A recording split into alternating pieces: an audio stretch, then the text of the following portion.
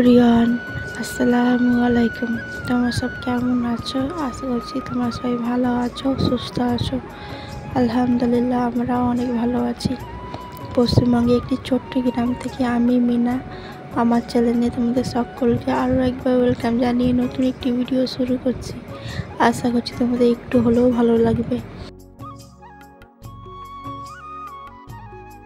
তো সকাল 6টার সময় ঘুম থেকে ওঠা হয়েছে। তো দেখতে পেলে আমি বাসনপত্র ধুয়ে নিয়ে চলে এসেছি। আমাদের পাশে বাড়ি পুকুর আছে, তো সেখান দিয়ে কেন আজকে আর ওয়েট করতে পারলাম না যে কলে পানি আসবে তখন বাসনপত্র ধুবো। যেহেতু মেঘলা ওয়েদার, তো আর তোমার দাদাভাই হয়তো কাজ হতেও পারে, নাও পারে।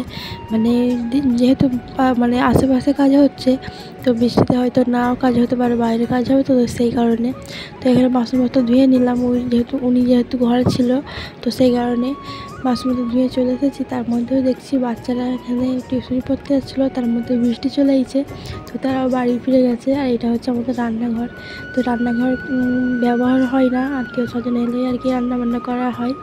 আর রান্নাঘরের অবস্থা প্রচণ্ড খারাপ, যেহেতু গ্যাসে রান্না করা হয়, চুলে রান্না করা হয় না। চুলে যদি রান্না করা হতো হয়তো পরিষ্কার থাকতো। রান্নাঘরে চাল দিয়ে বৃষ্টিতে পানি পড়ে, রান্নাঘর বর্ষাকালে প্রচণ্ড খারাপ অবস্থা থাকে। তো এদিকে আমি আমার ঘর ঝাড়ু দিতে চলে এসেছি, কারণ সকাল থেকে ঘুম থেকে উঠে আর কি আজকে বাসনপত্র ধুয়ে নিয়েছি, ঘর ঝাড়ু দেওয়া হয়নি। আর তোমার দাদাভাই কাজে বলে রেডি হয়ে গেছে। আর পাশে দোকান থেকে আর কি চা খেয়েও নিয়েছিল উনি। তো জানি যে কাজ হবে, তো চা খেয়ে নিয়ে আর কি রেডি হয়ে গেছে। আর যেহেতু আমি বাসনপত্র ধুচ্ছিলাম, তো সেই কারণে বলেছিলাম যে এখন টাইম আছে, তুমি এখন বাড়িতে থাকো। তো তার মধ্যে বৃষ্টি চলে এসেছে, তো উনি ঠিকাদারকে ফোন করে জিজ্ঞেস করছিলেন যে কাজ হবে কি না হবে। প্রথমে আস্তে আস্তে পানি হচ্ছিলো টিপ টিপ করে, তার মধ্যে যে এত পরিমাণে জোরে বৃষ্টি হচ্ছে, তোমার দাদাভাই যেটুকু আশা রেখেছিলো যে কাজ হবে, সেটুকু আশা আর কি আর রাখতে পারলাম না, যে এত পরিমাণে বৃষ্টিতে কী করে কাজ হবে। আর বৃষ্টিতে ভিজে তো কাজ করা যাবে না, তাহলে একদিন কাজ করলে এত 2-3 দিন জ্বরে পড়ে থাকবে। আর এদিকে আমাদের কলপাড়ের দিকে অবস্থা দেখো, যেহেতু ওখানে কোনো ঘেরা কিছু নেই, তো বৃষ্টি হলে তো ওখানে পানি পড়ে। আর যদি এখনও 7টা বাজেনি, 6:30 আর কি বাজে, তো এখন যদি আমি বাসনপত্র এখানে ধুতাম, তাহলে আমি পুরো ভিজে যেতাম। আর উনি এত সব জায়গায় ছাতা নিয়ে গেলেও ছাতা ভেঙে যাওয়ার ভয় থাকে। তো এদিকে এত পরিমাণে বৃষ্টি হচ্ছে, আমাদের বারান্দা আর কি বৃষ্টিতে পানিতে ভরে গেছে। তো এদিকে আমি চা করলাম, আর এদিকে ডিম সিদ্ধ করেছিলাম আর খেজুর।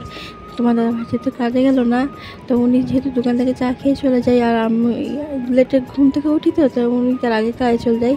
যেহেতু আগে কাজে যায়নি, তো ডিম সিদ্ধ আর খেজুর আর চা দিলাম, তো খেয়ে নিয়ে তো সকালে খাওয়া দাওয়া করার পরে ঘরে জানালা খুলতে চলে এসেছি, কারণ ঘরটা না অনেকটা অন্ধকার হয়েছিল। আর যেহেতু খুব পরিমাণে বৃষ্টি হচ্ছে, বৃষ্টি একটা আলাদাই শব্দ, তো তার মধ্যে বৃষ্টিটা থেমে গেছে। আর এখানে 7টা বাজে, 7:10 কি 15 হবে হয়তো। তো সেই টাইমে আমি এখানে পানি ভরে নিয়েছি। আর কাল কিনা তোমার দাদাভাই বাজার এনেছিলো রাতে, যেহেতু উনি দিনের বেলা কাজ করে, তো রাতে দিক করে বাজার এনেছিলো। তো বাজার যে রাখিয়েছে চুপড়িটার মধ্যে, তো ওখানে না প্রচণ্ড পরিমাণে নোংরা হয়েছিল, যেহেতু আলু একটা আলাদা রং থাকে, হলুদ হলুদ রঙে আর কি ভর্তি হয়ে গেছিলো। তো সেই কারণে ভাবলাম আজকে বাজারটা ঢালবো না, তো কালকে এই চুপড়িটাকে ভালোভাবে পরিষ্কার করে ধুয়ে নিয়ে তারপরে বাজারগুলো ঢালবো। তো এদিকে আমি চুপড়িটাকে সকালবেলা ধুয়ে নিয়েছি। এখানে আমি বাজারে রেখে দিচ্ছি আলু এনেছিলো, পেঁয়াজ, পটল, আর কুমড়ো, আর বিম কলাই, আর ডাঁটা। তো এই কটাই সবজি এনেছে, আর কাঁচা লঙ্কা আনেনি, আর রসুন এনেছিলো। আর হচ্ছে এদিকে ডাঁটা আনছে, আর টমেটোও আনেনি, কাঁচা লঙ্কা আর কি আনেনি, যেগুলো আমার প্রয়োজন আর কি। ডাঁটা আলু রান্না করতে গেলে টমেটো লাগবে, তো আজকে তোমার দাদাভাই বললে ডাঁটা আলু রান্না করো, যেহেতু কোনো টমেটো আরও কিছু নেই, তো খেতে হয়তো অতটা ভালো হবে না। তো সেই কারণে ভাবলাম যে আমি ডাল দিয়ে ডাঁটা আলু রান্না করব। তো আজকে রান্না তোমার কাছে কিছু কিছু শেয়ার করব, যেহেতু আমি এর আগে অনেকবার রান্না করে খেয়েছি। হয়তো বলতে পারো যে ডাল দিয়ে, আলু দিয়ে, আর ডাঁটা দিয়ে কীভাবে রান্না করা হয়। টমেটো আনেনি, টমেটো প্রচণ্ড পরিমাণে দাম, তো এই যে সবজিগুলো পেয়েছে আর কি ওইগুলো আনা হয়েছে। ওনার মাথায় একটু বুদ্ধি আছে, দিয়ে ডাঁটা নিয়ে যাচ্ছি, টমেটো নিয়ে যেতে হবে। তো তার মধ্যে আনাজ করতে করতে আর কি তোমার দাদাভাই বললো, 2টো বেদানা ছিল, ডালিম বেদানা বলা যাবে না, এগুলো 60 টাকাতে কিনেছিলাম আমি, পাড়াতে বিক্রি করতে এসেছিলো। তো 60 টাকা কেজি মানে কিনেছিলাম। তো 1 কেজি পরিমাণে কিনেছিলাম, এই দুটোই আর কি ছিল, অত খেয়াল করা হয়নি, যেখানে রেখেছিলাম আমি ভেবেছিলাম হয়তো আর নেই। তো দাদাভাই খুঁজে আমাকে দিল। তো বললো যে কচিকে যেহেতু গাড়িতে দাঁড় করিয়েছি, বলে ছেড়িয়ে দাও, কচিকে দিয়ে দিবে, গাড়িতে দাঁড়িয়ে আর কি খাবে। তো ও একবার পছন্দ করে, একবার হয়তো কী হয় ও পছন্দ করে না। আর 60 টাকা কেজি পরিমাণে তো প্রচণ্ড পরিমাণে ডালিমটা লাল ছিল, মানে একটাও খারাপ ছিল না, জানো তো। আমি যদি আগে জানতাম তাহলে আমি 2 কেজি হয়তো নিতাম, যেহেতু 60 টাকা কেজি। তো সেই কারণে আমি ভাবতেছিলাম যে আর একটু বেশি পরিমাণে কিনলে হয়তো ভালো লাগতো। আর মিষ্টিও ছিল, আর কালারটা দেখেছো কতটা পরিমাণে লাল।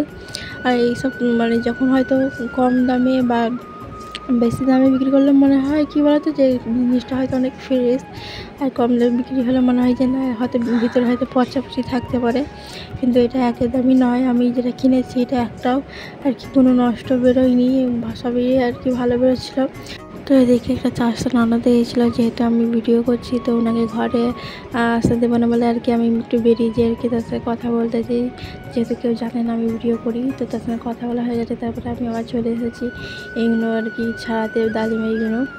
আর এদিকে আমার কচিকে না আমি গাড়িতে দেরকি রেখেছি, সেই জন্য আর কি আমি ঘরে আনাজটা করতে চাই, নাহলে আমি বাইরে আনাজটা করি।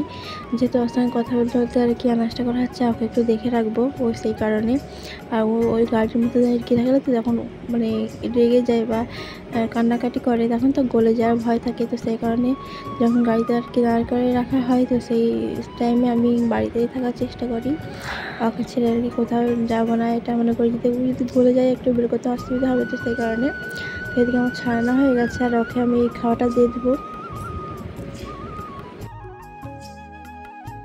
তো চলো ওকে বেদনাটা দিয়ে আর যেহেতু ওকে গাড়িতে দাঁড় করে রেখেছি, তো ও ফোন দেখছে, যেহেতু তোমার দাদাভাইয়ের কাজ হয়নি, তো সেই ভাঙা ফোনটা আর কি সেটা ও ফোন দেখছে আর দেরি রয়েছে। আর আমি খাবার দেওয়ার সঙ্গে সঙ্গে ও হাত দিয়ে ঢেলে দিল যে ও খাবে না। কখন ওর পছন্দ হয়, কখন যে পছন্দ হয় না, বাচ্চাদের এটা একটা প্রবলেম। ও পছন্দ করে বলে আমি কিনেছি, আর ও এখন ঠেলে দিচ্ছে, ও খেতে চাচ্ছে না। তো ওকে একটু হাতে করে খেয়ে দিলাম। আর যেহেতু আমাকে আনাজ করতে হবে, তোমার দাদাভাই ঘরে আছে 10টার মধ্যে, আর মুড়ি খাবে না, ভাতই খেয়ে নেবে। তো সেই কারণে আর কি আনাজটা করতে চলে এলাম ওকে দিয়ে। আর তোমার দাদাভাইকে বলেছি তুমি একটু হাতে করে নিয়ে খাওয়াও, উনি ওখানে আছে। আর এদিকে আমার আনাজ আমি করে নিচ্ছি, আর আজকে তোমাদের সঙ্গে রান্না শেয়ার করব। তো এদিকে যেহেতু আমাদের গ্যাস নেই, যেমন আমাদের গ্যাসে আর কি রান্না করা হচ্ছে। তো এদিকে কড়া গরম হয়ে গেছে, আমি তেলও দিয়ে দিচ্ছি। তো আমি রান্নার মধ্যে জিরে ব্যবহার করি, আর যারা জিরে খেতে চাও না তারা নাও দিতে পারো, কিন্তু জিরে দিলে না তরকারি স্বাদ আরও বেড়ে যায়। আর এতে যদি কাঁচা লঙ্কা পড়তো, কাঁচা লঙ্কা, তো তার কথাই হবে না। যেহেতু কাঁচা লঙ্কা আনেনি, তো জিরে দিয়ে আর কি রান্নাটা করতে হচ্ছে। আর আমার কাছে আদা ছিল না, তো আমি আদা দিইনি, আদা দিলে একটু খেতে ভালো লাগতো। যেহেতু আমি এতে ডাল দেবো, তো আদা রসুন তেজপাতা দিলে আরও বেশি পরিমাণে ভালো লাগতো। তো আমার কাছে আদাও ছিল না আর তেজপাতাও ছিল না, তো সেই কারণে এই দুটো আমি স্কিপ করেছি। আর এখানে হচ্ছে পেঁয়াজ আর রসুন আমি ভেজে নিয়েছি, তো এর মধ্যে হলুদ গুঁড়ো লঙ্কা গুঁড়ো আমি দিয়ে দিয়েছি। তো দিয়ে মশলাটাকে কষিয়ে নেবো। তো তার মধ্যে আমি ডাল দিয়ে দেবো, ডাল ধুয়ে রেখেছি আগে দিয়ে। তো এতে ওখানে আমি মসুর ডাল ব্যবহার করছি, তো এই ডালটা বেশি ভালো লাগে খেতে আর কি। তো এই ডালটাকে ভালোভাবে কষিয়ে নিয়ে আর কি ডাঁটাগুলো আমি এতে দিয়ে দেবো। তো ডাঁটা দিয়ে ভালোভাবে কষে নিতে হবে। আর এই কষার টাইমে না মিট মশলা দিয়ে দিবে। আর যাদের কাছে ধনিয়া গুঁড়ো জিরে গুঁড়ো আছে, তারা ওই ধনিয়া বা জিরে গুঁড়ো দিয়ে দিলে ভালো হয়, আরও তরকারি স্বাদ বেড়ে যায়। যেহেতু আমার কাছে কোনো মানে মশলা গুঁড়ো করা ছিল না, আর যেটুকু ছিল আর সেইটুকু নিয়ে আমি রান্না করছি। আর জিরে গুঁড়ো যেহেতু আমি নেই, আমি গোটা জিরে দিয়েছি। তো আমার ডাল আর ডাঁটা কষানো হয়ে গেছে, তার মধ্যে আমি আলু দিয়ে দিচ্ছি। যেহেতু ডাঁটা সিদ্ধ হতে একটু টাইম লাগে, তো ডাঁটাটা আগে দিয়ে দিলাম। এখন এতে আমি লবণ দিইনি, যেহেতু ডাল আছে, তো লবণ দিয়ে দিলে হয়তো সিদ্ধ হতে একটু প্রবলেম হবে। তো কষানোর পরে আমি লবণটা দিলাম। তো লবণ দিয়ে একটু নাড়াচাড়া করার পরে আমি পানি দিয়ে দেবো, যেহেতু আমার কষানো হয়ে গেছে মশলা থেকে পুরো। তো রান্নাটা হয়ে গেলে নামানোর টাইমে গরম মশলা দেওয়ার চেষ্টা করবে, গরম মশলা দিলে তরকারির স্বাদ আরও বেড়ে যায়। তো সেই কারণে আমি গরম মশলা দিয়েছি। তো আমি তার ভিডিও করতে পারিনি, তো তোমাদেরকে আগে বলে দিলাম, যেহেতু এর মধ্যে ডাল আছে, তো গরম মশলা দিলে আরও খেতে ভালো লাগবে। তো এদিকে আমার রান্নাবান্না আরও সব কমপ্লিট হয়ে গেছে। তো আমরা এখানে ভাত আর হচ্ছে আমি না একটু মানে পটল ভাজা করেছিলাম, দাদাভাই শুধু ওখানে নাও খেতে পারে, তো সেখানে ওনার জন্য পটল ভাজা করেছিলাম। তো তার মধ্যে বিকেল হয়ে গেছে, আর আমরা খাওয়া দাওয়ার পরে ঘুমিয়ে পড়েছিলাম। তো বিকেল দিক করে বৃষ্টি হয়নি, তো বিকেলে ঘুম থেকে উঠে আমার কচি বললো যে আমি চা দিয়ে টোস্ট খাবো, তো ওর জন্য আমি টোস্ট কিনতে গেছিলাম। আর এদিকে না যেহেতু সামনের দোকানটা অতটাও পরিমাণে অসুবিধা হয়নি, আর ওখানে এমনি এখন ঘুমিয়ে আছে, মানে উঠে পড়ছে ঘুম থেকে উঠে আর কি বলছিলাম আমি চা দিয়ে টোস্ট খাবো, তো সেই জন্য আমি দুধ চা আজকে করলাম। আর ওকে ঘুম থেকে উঠে পড়তে আমি গাড়িতে দাঁড়িয়ে দিয়েছি। তো এদিকে আমাদের চা খাওয়া হয়ে গেছে, তো তার মধ্যে ওকে গাড়িতে দাঁড়িয়ে দিয়েছি। আর এদিকে হচ্ছে ও চশমা নিয়ে আর কি খেলছিল, যেহেতু তোমার দাদাভাই ফোন নিয়ে চলে গেছে, ও ফোন দেখে আর কি একটু দেরিয়ে থাকে, তো ওকে একটু ভোলানোর চেষ্টা করছিলাম। আর তার মধ্যে ও যেহেতু ঘুমিয়েছিল, আর আমার তো ঘুমানো চলবে না, তো সেই কারণে আমি দুপুর করে আর কি কাজ করছিলাম। তো ওখানে বসে আমি কাজ করছিলাম, তার মধ্যে ঘুম থেকে উঠে পড়ছে। এদিকে আমার ননদের ছেলে আর কি নাচতে ছিল, আমি বলছিলাম যে নাচ একটু দেখুক, যেহেতু ফোন নিয়ে আজ নাক পাক করছে, তো সেই কারণে তো চশমা নিয়ে আর কি খেলতেছে। আর যেহেতু ওই টেপ টাকা দিয়েছি খেলা করতে। তো ভিডিওটি আমি এখানে শেষ করবো। সবাই ভালো থাকবেন, সুস্থ থাকবেন, আমার ছেলের জন্য একটু দোয়া করবেন। আসসালামু আলাইকুম।